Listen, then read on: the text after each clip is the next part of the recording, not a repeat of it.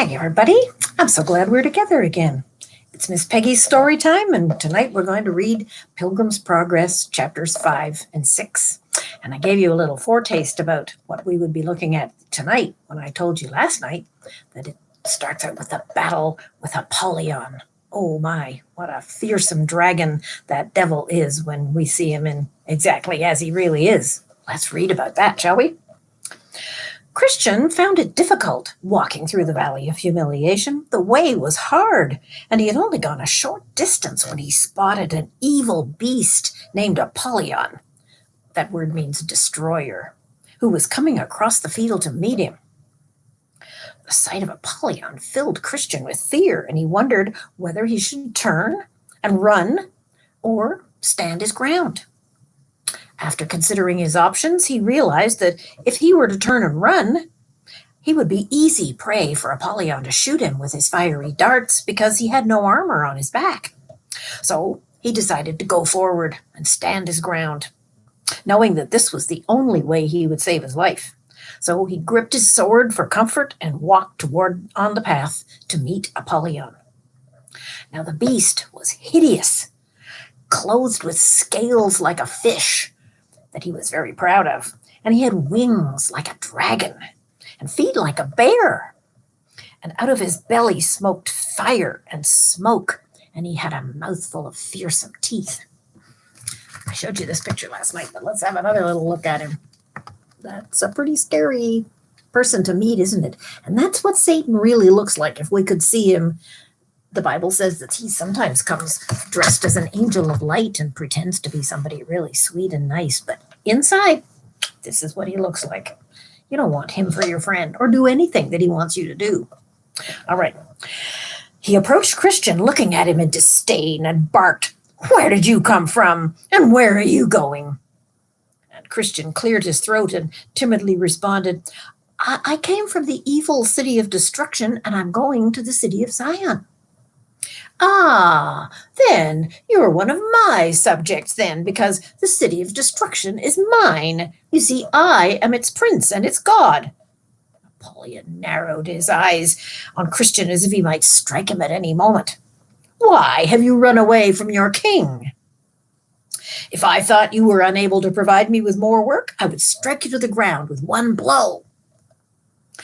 Even though he was scared, Christian stood up and bravely said, "Yes, it is true that I was born in your land, but you worked us too hard, and no man could live on your wages, for the wages of sin is death. So when I became of age, I did as any other thoughtful person would do, and I tried to make myself better." "No prince likes to lose his subjects, and I do not intend to lose you," said Apollyon, and an evil smile formed on his mouth, revealing those jagged teeth. "But since you complain of your work and wages, I personally promise to pay you as much as our land will afford if you will go back." Christian shook his head and said, "That is not an option. I've already sold myself to the king of princes. In all fairness, how could I go back with you?" Apollyon's smile disappeared. He gritted his teeth and took a step toward Christian. "It seems to me as though your decisions are going from bad to worse, but I'm not surprised. Many have professed themselves to this king you mentioned, but after a while they give him the slip and return to me, and you'll do so eventually too, and all will be well." Christian was shocked at this assertion that he would desert his king. "I've professed my faith, and I have sworn my allegiance to him. How can I go back on that and not be hanged as a traitor?" Apollyon just shrugged his shoulders. "You did the same to me, and yet here I am, willing to let it all go if you'll just turn around and go back to the city of destruction. Any commitment I made to you was in my youth. I am confident that the king, under whose banner I now stand, will both forgive and pardon me for what I did while I was working with you." Oops, my book is falling down. Too much stuff. Christian, now feeling a little more confident, took a step forward. "And let me offer you some more truth. You who destroy, I like his work. I like his wages. I like his servants, his government, his company, and I like his land much better than yours. Leave me alone, and do not try to persuade me any more. I am his servant now, and I will follow him. Perhaps you should cool down and think about this path you've chosen while you still can. You are aware, said Apollyon, that for the most part his servants come to an early grave because they resisted me in my ways, and many have been put to shameful deaths. Apollyon paused and let that sink in for a while. And then he added, and besides, why do you think his work is better than mine? He has never come to rescue any of his servants out of their enemies' hands. But as for me, how many times, as the world well knows, have I been delivered either by power or by fraud those who faithfully served me, even when they were taken in by him and his followers, and I will deliver you, Christian. Christian took another step forward, feeling braver with each step. You have it all wrong, Apollyon. Any delay on deliverance is on purpose to test our love and to prove whether we will be loyal to him to the end. And even though you think they came to a deadly end, they were immediately delivered into glory. In this life, they don't expect to be delivered, for they know that they will receive their glory when the king comes in his glory with his angels. This made Apollyon howl with anger as he pointed his bony finger at Christian. You have already been unfaithful to him in your service, so how do you expect to receive any good wages from him? Christian took another step forward, gripping his sword even tighter. Tell me, Apollyon, when have I been unfaithful to him? Apollyon's indignation was as evident as ever when he spoke quickly, spewing smoke from his nostrils. You were unfaithful when you first set out and almost drowned in the swamp of despair. You were unfaithful trying to rid yourself of that burden the wrong way when you should have waited for your king to take it off. You were unfaithful when you fell into a deep sleep in the arbor and you lost your certificate.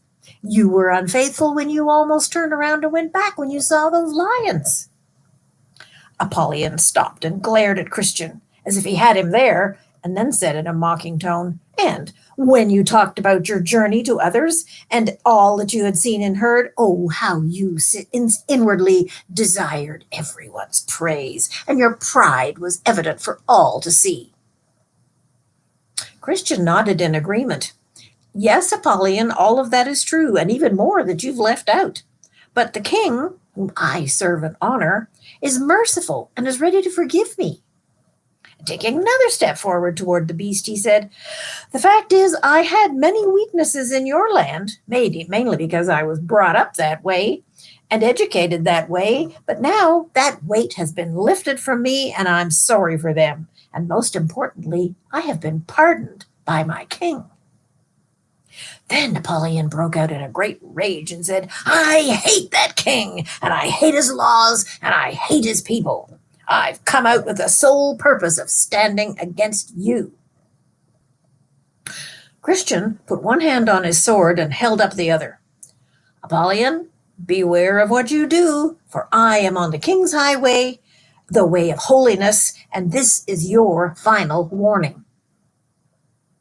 Then Apollyon straddled the entire path in front of Christian, blocking his way. I don't fear anything you say, he hissed. Prepare to die. I swear by my infernal den that you will go no further. It is here that I will spill your soul. Miss Becky doesn't talk in growls very well. Without even hesitating, Apollyon shot a flaming dart at his chest. But Christian had the shield in his hand, and with it he was able to intercept the arrows and avoid danger. Maybe you could see in this picture here that I showed you earlier. Can you see all those arrows on Apollyon's back there? They're the ones we're talking about here, the ones with the really sharp points. Christian drew his sword quickly, knowing that it was time to attack. But Apollyon was quicker and charged at him, shooting darts as thick as hail. So these were like arrows, but they were the kind that you could throw at somebody really quickly if you were close to them, not like with a bow and arrow where you could shoot somebody who was a good way away. These were for throwing at people close up. He was shooting darts as thick as hail, and Christian did all he could to defend himself and fight back, but Apollyon began to overpower him and inflicted wounds on his head and his hand and his foot. This caused Christian to fall back a little, leading Apollyon to follow with another round of forceful attacks. This severe combat lasted for over half a day. Christian was courageous and fought as bravely as he could, but his wounds were deep, and he was exhausted and growing weaker and weaker with each attack. Then Apollyon, seizing his opportunity, forced himself closer to Christian and, wrestling with him, threw him down with such a great force that the sword flew out of Christian's hand. Here's a scary-looking picture of that. There's the sword falling out of Christian's hand, and that evil fiend standing over him there with his claws ready.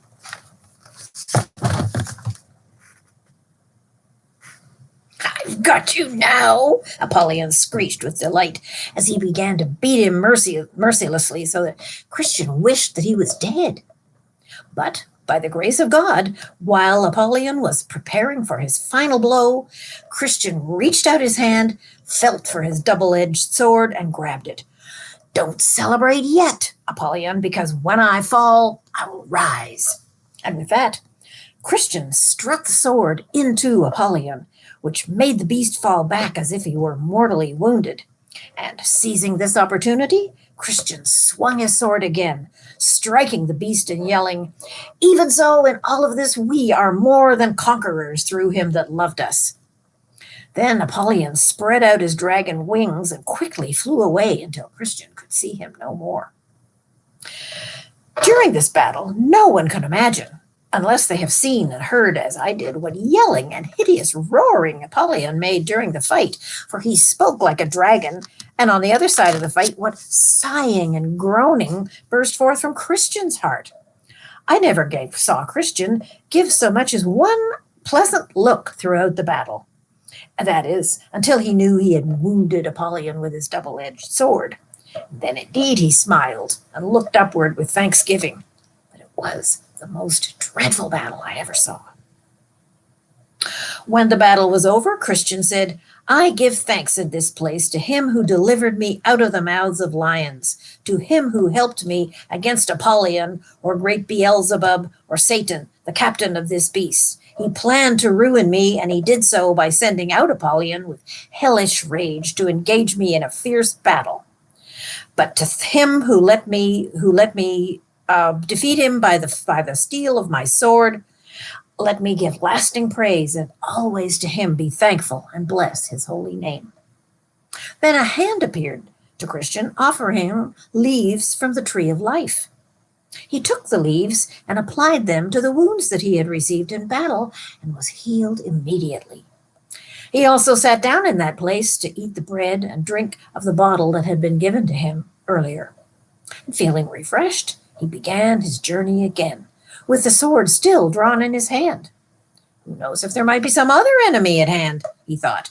But the remainder of this part of his journey through the valley was quiet, and he was not challenged by Apollyon again. And now we have entering the valley of the shadow of death. At the end of this valley stretched another valley, called the Valley of Shadow of Death. This was a very lonely and desolate place, but Christian knew that to get to the celestial city, he must pass through it. The prophet Jeremiah described it as a valley of wildernesses, a land of desert and pits, a land of drought and of the shadow of death, a land that no man passes through but a Christian, and where no man lives. And it was here Christian was subjected to more hardship than the battle with Apollyon had been, as you will see by what follows. So here's a picture of Christian just coming to the edge of the valley of the shadow of death, and you can see the path leading away from him, and it's got deep gorges or I don't know what you'd call them, cliffs on either side of that path, so that you could easily fall off and down into a deep swamp or into a deep ditch on the other side. So we've got to be very careful walking through there. So now, as he reached the border of the Valley of the Shadow of Death, he came upon two men. They were descendants of the spies who brought back a bad report of the promised land, and they were in a hurry to get home. Christian stopped them and said, "Where are you going?" "We're going back. We're going back to where we came from," they said, quite flustered and in a hurry. Here they are. Okay. "And to be honest, we think you should do the same if you value your life and your peace of mind." Christian furrowed his brow. From what he could see, looking out across the valley, it looked rough and somewhat concerning. But these men were reacting possibly, and so he said, "Why? What's the matter with the way ahead?" "What's the matter?" they cried. "We'll tell you what the matter is. We were going the way you are now and went only as far as we dared. In fact, we were almost past the point of no return, and had we gone a little further, we would not be here to bring you this news." Now Christian was beginning to get impatient with these men. "What news? What did you encounter?" "Why, we were almost in the Valley of the Shadow of Death, but fortunately we looked ahead and realized the danger we were about to get into." Christian was almost beside himself. "But what did you see?" "What did we see?" They glanced around as if somebody was watching them and lowered their voices. "Why, we saw the valley itself. It was dark, dark as pitch, and there were goblins and satyrs and dragons of the pit. We heard a continual howling and yelling of people experiencing unspeakable misery, bound with chains. And when you look up, all you see is the clouds of confusion, while death spreads its wings over the entire valley.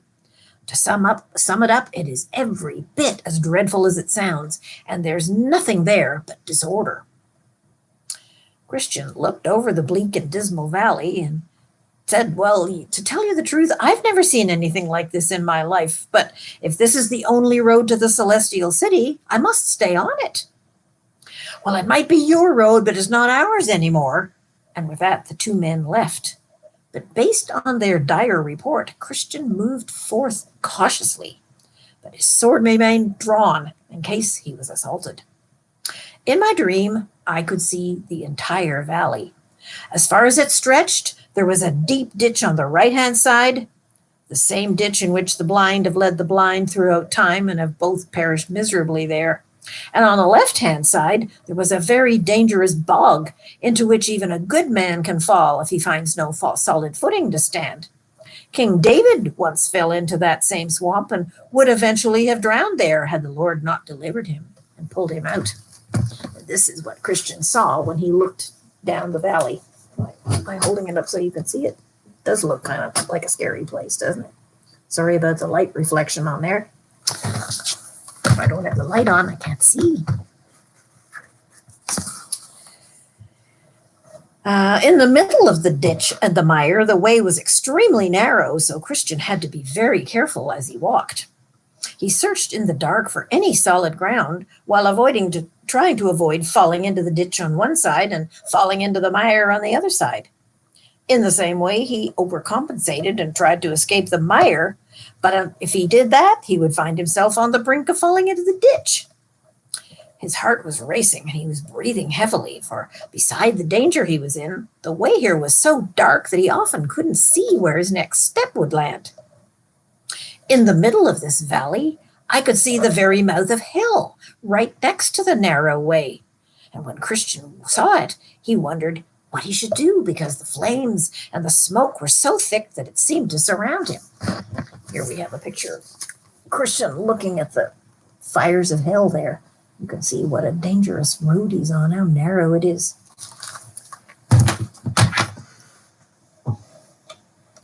There were also sparks and hideous screaming and groaning that were not the least bit intimidated by Christian's sword, as Apollyon had been before. He sheathed his sword and resorted to another weapon called all prayer. I heard him cry out, Oh Lord, I beg you, save me." So Christian went on like this for a great while, but the flames were still reaching out for him.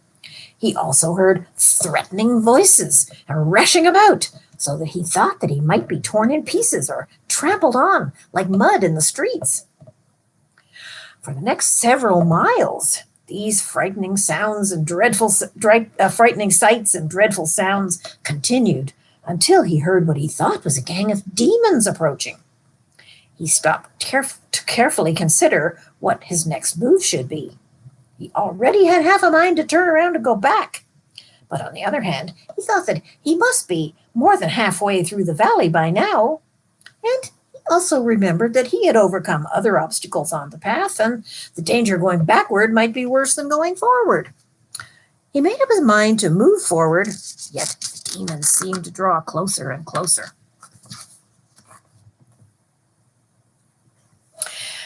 When it seemed to him as though they were almost on top of him, he cried out fervently, "I will walk in the strength of the Lord my God." With that, the demons turned back and did not bother him again. It's important to note that poor Christian was so confused that he didn't even recognize the sound of his own voice.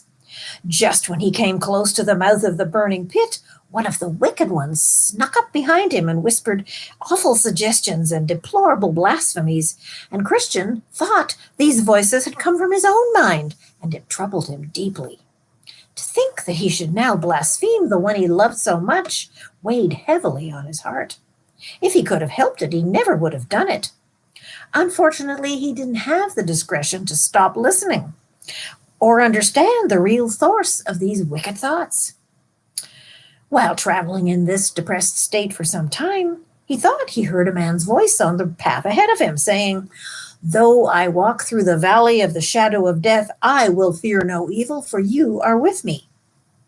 Just hearing another man's voice on this dreadful path filled him with joy for several reasons. First, because he now believed that there were others who feared God in this valley like himself. Secondly, he reasoned that God was with him as he traveled through this dark and dreary place, even though he couldn't see him. Thirdly, he hoped to catch up to him so that he might enjoy fellowship together. He called out to him, but the man did not answer because he thought he was alone too. Finally, day broke, and Christian said, "He has turned the shadow of death into the morning." In the light of a new day, he looked back, not out of any desire to return, but rather to see the hazards he had navigated in the dark. He could now see more clearly the ditch on one side and the bog on the other, with the narrow path in between them, and he could also see all the goblins and the satyrs and the dragons of the pit from a distance. But at daybreak, they were reluctant to come any closer. Yet he saw them, according to that which is written, "He reveals deep things out of darkness and brings out to light the shadow of death." Christian's spirits were lifted to have made it thus far through the dangerous valley, but even though these dangers were exposed by the light, he still feared them even more than ever. But fortunately, the rising sun offered another mercy to Christian, for without a doubt, the first part of the valley of the shadow of death was dangerous, but the second part, which he was about to experience, was, if possible, even more dangerous.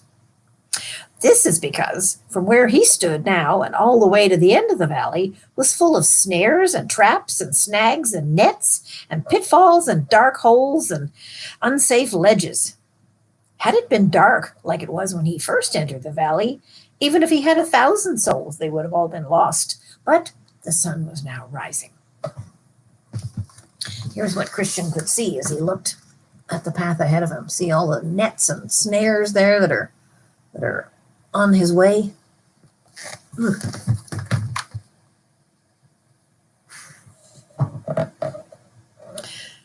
"His lamp shines on my head, and by his light I go through the darkness," Christian said, as he made it to the end of the valley by walking carefully in the light.